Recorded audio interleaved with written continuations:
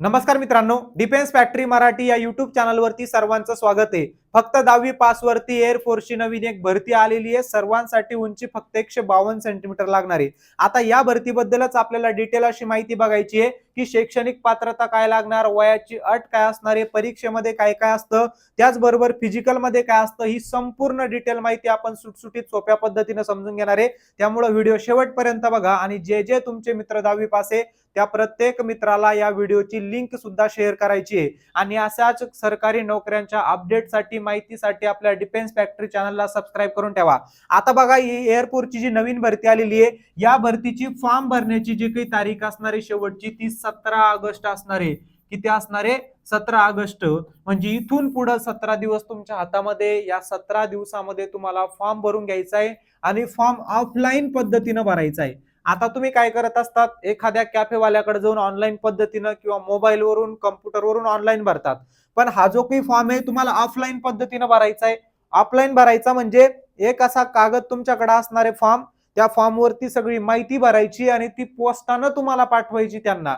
कशी पाठवायची, काय पाठवायची, कुठं पाठवायची, सगळी माहिती तुम्हाला व्यवस्थित सांगतो। आता बघा, या भरतीमध्ये जर तुम्हाला फॉर्म भरायचा असेल तर शैक्षणिक पात्रता काय लागणार आहे? फक्त आणि फक्त 10वी पास लागणार आहे।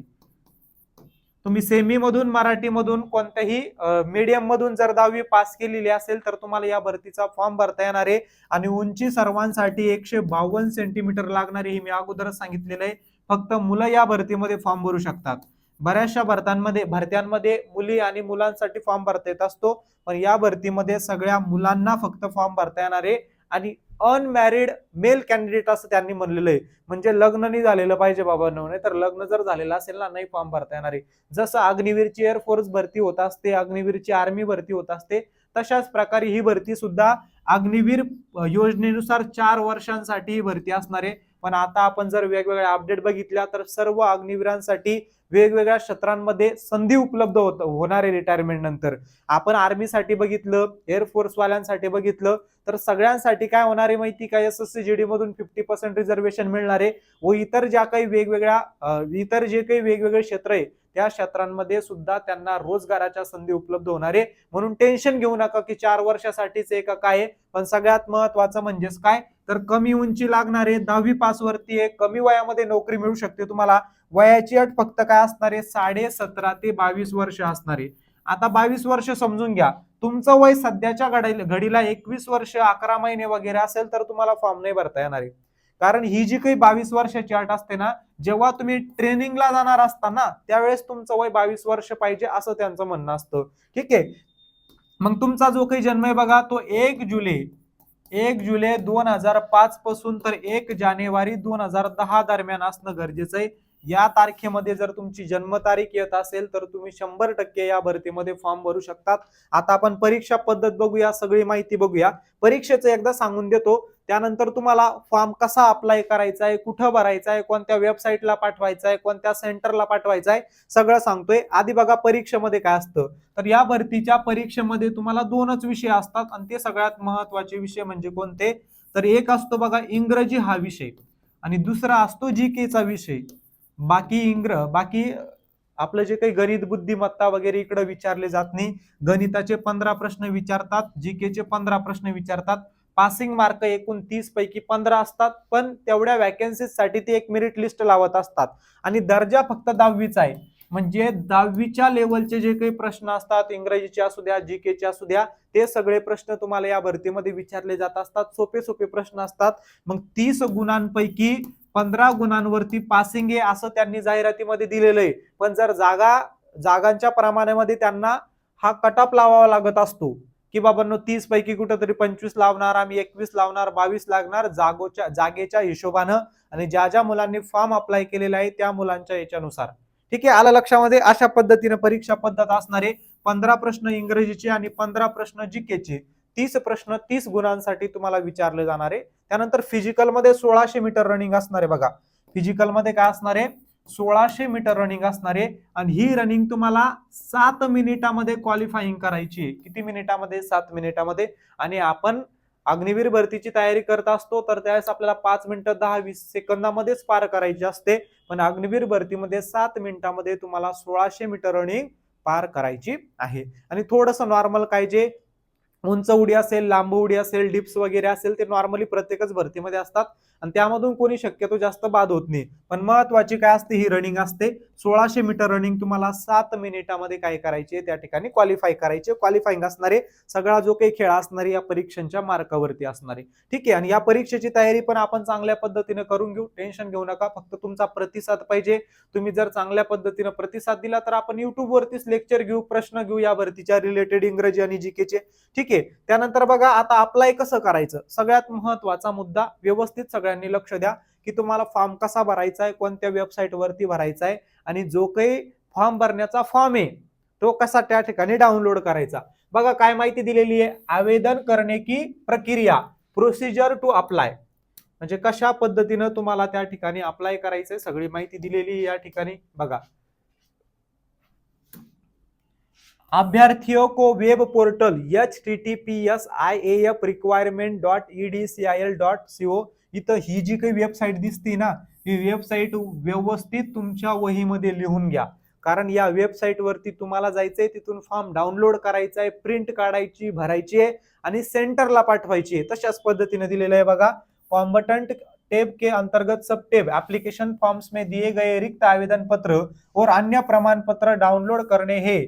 विविधत भरा हुआ आवेदन पत्र और अन्य प्रमाण पत्र नीचे दिए गए पते में से किसी भी पते पर सामान्य डाक द्वारा, म्हणजे पोस्टानं तुम्हाला पाठवायचे, जमा किए जाने चाहिए ताकि रोजगार समाचार अधिसूचना में दी गई अंतिम तिथि तक या उससे पहले पहुंच जाए. म्हणजे 17 ऑगस्टच्या अगोदर पोहोचले पाहिजे बरं का. म्हणून तुम्ही लवकरात लवकर आताच्या आता काय करायचंय तर पोस्टानं फॉर्म पाठवून द्यायचे, म्हणजे लवकरात लवकर पोहोचेल. उपरोक्त वेब पोर्टल पर प्रस्तुत किए गए प्रारूप के अनुसार आवेदन न किए जाने पर उन्हें अस्वीकार कर दिया जाएगा. नियम तिथि के बाद प्राप्त आवेदन स्वीकार नहीं किए जाएंगे. 17 ऑगस्ट नंतरचे जे काही फॉर्म येणार आहे त्यांच्याकडे पोस्टानं ते ऍक्सेप्ट करणार नाही. म्हणून तुम्हाला लवकरात लवकर आताच्या आता काय करायचंय त्या ठिकाणी तर ते पोस्टानं फॉर्म तुमचा पाठवून द्यायचा आहे. एक से अधिक आवेदन जमा करने वाले अभ्यर्थियों की अभ्यर्थिता सभी जगह अस्वीकार कर दी जाएगी. एकच फॉर्म पाठवायचा आहे, 2-4 पाठवायचे नाही. जानकारी दस्तावेजों के मामले में अधूरे आवेदनों को अस्वीकार कर दिया जाएगा. माहिती व्यवस्थित भरायची आहे, पूर्ण भरायची आहे. ठीक आहे. मग तुम्हाला काय करायचंय तर ही जी काही वेबसाईट दिलेली आहे या वेबसाईट वरती जाऊन तिथलचा जो काही ऍप्लिकेशन फॉर्म आहे त्याचबरोबर इतर जे काही 2-3 फॉर्म असतील काय जे ते तुम्हाला डाउनलोड करून घ्यायची आहे, माहिती व्यवस्थित भरायची आहे, तिथं सूचना तुम्हाला व्यवस्थित दिलेल्या असणार आहे आणि तो तुम्हाला पोस्टानं पाठवायचा आहे. आता पोस्टानं कुठं पाठवायचं तर तुमच्या जवळच्या सेंटरला पाठवायचा. आता आपल्या महाराष्ट्रातील कोणते जवळचे सेंटर असणार आहे आपल्याला, एक पुणे सेंटर आहे बघा, ठाणे सेंटर आहे, याचबरोबर एक मुंबई सेंटर सुद्धा असणार आहे. कोणतं? मुंबई सेंटर सुद्धा. तर या सेंटरच्या पत्त्याला तुम्हाला पाठवायचे. पोस्टामध्ये जायचं, तिथं त्यांना हा पत्ता द्यायचा आणि या पत्त्यावर तुम्ही ती सगळी माहिती भरून फॉर्म भरून पाठवायचा आहे. बघा पुण्याच्या हेडक्वार्टरला जर तुम्हाला पाठवायचं असेल तर इथं सगळी माहिती दिलेली आहे, इथं पत्ता दिलेला आहे, हा पत्ता तुम्हाला टाकायचा आहे त्या ठिकाणी. हे सगळं टाकायचं त्या, म्हणजे आपण जो पाठवत असतो टू, ठीक आहे, त्यांना हा एक पत्ता टाकायचा, हा दोघं एकच आहे. ठीक आहे. त्यानंतर इथं दिलेलं आहे बघा ठाण्याचा पत्ता सुद्धा दिलेला आहे या ठिकाणी, तो अशा पद्धतीने टाकायचा. महाराष्ट्रातील मुलांसाठी हे सेंटर त्या ठिकाणी असणार आहे. आलं लक्षामध्ये? अशा पद्धतीने तुम्हाला फॉर्म भरायचा आहे, तुमचा फॉर्म पाठवायचा आहे. अजून तुम्हाला कोणती अडचण याबद्दल असली तर नक्की तुम्ही कमेंटमध्ये विचारा. प्रत्येकाच्या कमेंटला आपण नक्की रिप्लाय देऊ आणि ज्यांची 10वी झाली असेल त्या सर्वांनी शक्यतो फॉर्म भरण्याचा प्रयत्न करा. कमी वयामध्ये नोकरी मिळतीये, अग्निवीरची नोकरी पुढे तुम्हाला खूप जास्त फायदे देणार आहे. वेगवेगळ्या क्षेत्रांमध्ये तुम्हाला नोकरीच्या ऑपॉर्च्युनिटीज उपलब्ध असणारे, पगार सुद्धा या भरतीसाठी चांगल्या पद्धतीने मिळणार आहे. जसा अग्निवीरांना पगार मिळत असतो सेम अग्निवीरांसारखा पगार इकडे असणार आहे. अग्निवीर एअरफोर्स असू द्या किंवा त्याचबरोबर अग्निवीर आर्मी असू द्या, तर त्यांचा जो पगार मिळतो तोच पगार इकडे मिळणार आहे. आता यामध्ये ह्या जागा कशासाठी आहे तर हॉस्पिटॅलिटी आणि हाऊसकीपिंग साठी आहे. हॉस्पिटॅलिटी आणि हाऊसकीपिंग म्हणजे काय तर ते काम तुम्हाला करावं लागणार या भरतीमधून. म्हणजे जर हॉस्पिटॅलिटी काय दिलेले ते हॉस्पिटॅलिटी आणि हाऊसकीपिंग असे 2 ट्रेड दिलेले. त्याच्यामध्ये पहिल्या ट्रेड मध्ये तुम्हाला काय करायचं माहिती का, खाना बनाने का काम है. कोणचा काम आहे? खाना बनाने का काम. म्हणजे त्यांचं जे काही किचन असणार आहे ते किचन तुम्हाला सांभाळायचंय, जे अग्निवीरांचं वगैरे त्या सर्व अधिकाऱ्यांचं तेवढं फक्त. आणि दुसऱ्या याच्यामध्ये ज्या रूम्स वगैरे असतात बघा, आर्मी अग्निवीरांच्या त्या अधिकाऱ्यांच्या ज्या रूम्स असतात त्या सर्व तुम्हाला व्यवस्थित स्वच्छ ठेवायच्या आहे हाऊसकीपिंग मध्ये. आणि पहिल्या याच्यामध्ये हॉस्पिटॅलिटी मध्ये तुम्हाला काय करायचं माहिती का, त्या ठिकाणी किचनचं खाना बनवणं किंवा तिथं काम करू लागणं अशा पद्धतीचे काम असणारे, पण त्यांना जास्त काही एवढे काम नसतात आणि अवघड नसतात. जसं अग्निवीरांना तिकडे बॉर्डरकडे जावं लागत असतं तशा पद्धतीने एवढं अवघड नसतं. मग ज्यांना ज्यांना फॉर्म भरायचा आहे त्यांनी नक्की फॉर्म अशा पद्धतीने भरा. अजून तुम्हाला मोफत लेक्चर्स याची पाहिजे असले तर आपल्या डिफेन्स फॅक्टरी या युट्यूब चॅनलला सबस्क्राईब करून ठेवा. ज्यांची 10वी झालेली आहे त्या मित्रांना या व्हिडिओची लिंक शेअर करा. काही अडचण असेल तर नक्की तुम्ही कमेंटमध्ये विचारा. धन्यवाद.